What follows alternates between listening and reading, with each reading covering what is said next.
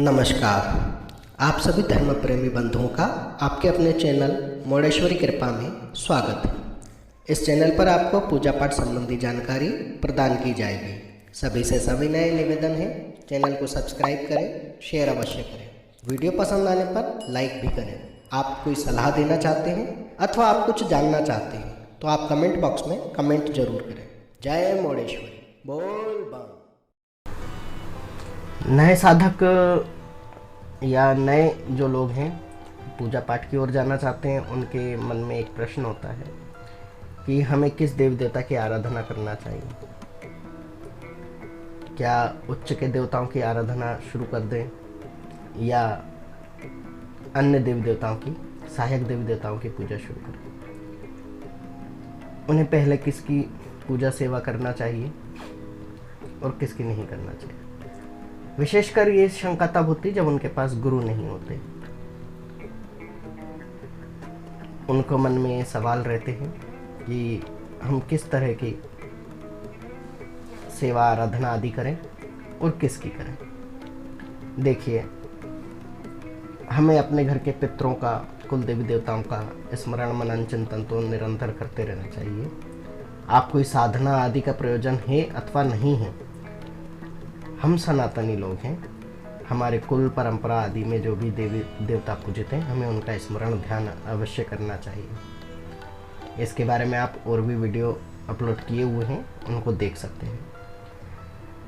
लेकिन बात आती है यहाँ पर आपको विशेष साधना है, विशेष प्रयोजन के लिए आप किस देवताओं की आराधना करें। तो देखिए, आपको शीघ्र प्रसन्न होने वाले देवादिदेव महादेव का चिंतन मनन कर सकते हैं। वो सभी गुरुओं के गुरु हैं। आपके पास गुरु नहीं है, उचित मार्गदर्शन नहीं है, तो आप शिव का स्मरण कर सकते हैं। आप महादेव के किसी भी नाम मंत्र का उच्चारण कर सकते हैं। महादेव की चालीसा पाठ आप कर सकते हैं। महादेव की शक्ति हैं देवी, आप दुर्गा मंत्र का उच्चारण कर सकते हैं। आप साथ में शिव के आराध्य श्री राम के मंत्रों का उच्चारण कर सकते हैं, उनके नाम मंत्र का उच्चारण कर सकते हैं। तो कुल मिलाकर ये है कि आप किसी भी एक देवता और उनके सहायक देवता को स्मरण कर सकते हैं। आपको उनकी कृपा का फल प्राप्त होने लगेगा। आपके मन में जो शंकाएं कुशंकाएं उत्पन्न होती हैं, वे दूर होने लगेंगी। आपका मन शांत और चित्त स्थायी होगा, स्थिर होगा। आपके मन में जो शंकाएं होती हैं कि हम किसकी आराधना करें किसकी ना करें, तो उसके लिए एक चीज हो रही कि आप अब तक किसको मानते आए। कोई दुख तकलीफ में, कष्ट में आपने किस देवता को अब तक पुकारा, वही आपके इष्ट हैं। उन्हीं को आपको इष्ट मानना चाहिए और अन्यत्र भागने के बजाय इष्ट देवता के ही मंत्र, नाम मंत्र आदि का उच्चारण करना चाहिए, पाठ करना चाहिए। उन्हीं की चालीसा आदि का पाठ करना चाहिए। इससे हमको विशेष कृपा प्राप्त होने लगती है। विशेष कृपा से तात्पर्य यह नहीं है कि हमने आज मंत्र जपे तो 6 महीने साल भर में हमारे घर में धन की वर्षा हो जाएगी, हम झोपड़ी में तो अचानक महल में आ जाएंगे, हम किराए के घर में रहते हैं तो हमारा खुद का घर हो जाएगा। नहीं, हम जो काम करते हैं उसमें हमारी बुद्धि अगर नहीं ठीक से चल रही है तो वो ठीक से चलने लगती है। हमें कुछ नए आइडियाज़ मिलने लगते हैं, हमें कुछ मन में शांति का अनुभव प्राप्त होने लगता है। इसलिए हम आगे के बारे में सोच सकते हैं, यानी कि हमारे फ्यूचर के बारे में हम सोच सकते हैं।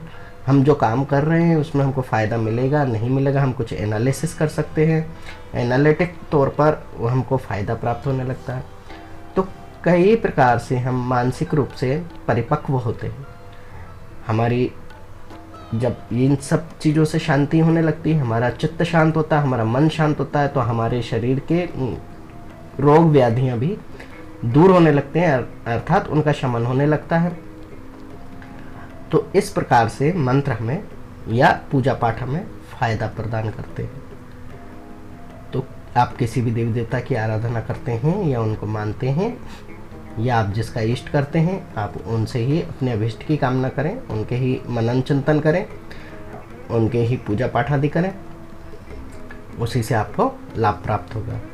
और यदि कोई नहीं है, अब तक आपने किसी को इष्ट नहीं बनाया है, तो देवादिदेव महादेव और देवी के बारे में मैंने आपको बता ही दिया है वीडियो के प्रारंभ में कि आप उनको याद कर सकते हैं। कोई गुरु ना हो तब भी आप महादेव को अपना गुरु मानते हुए उनसे प्रार्थना और निवेदन कर सकते हैं। वे उचित मार्गदर्शन करेंगे।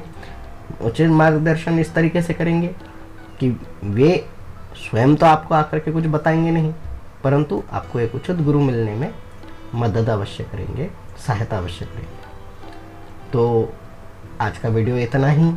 आपको कुछ जानकारी और चाहिए तो आप कमेंट कर सकते हैं। इसमें अगर आपको कुछ रह गया हो, आपको लगता हो कि हमें और ये चीज़ जानना चाहिए थी, तो आप उसके लिए भी नीचे कमेंट में बोल सकते हैं। अगले वीडियो में उसके बारे में आपको जानकारी दी जाएगी। जय माता दी, जय मोडेश्वरी, बोल बम।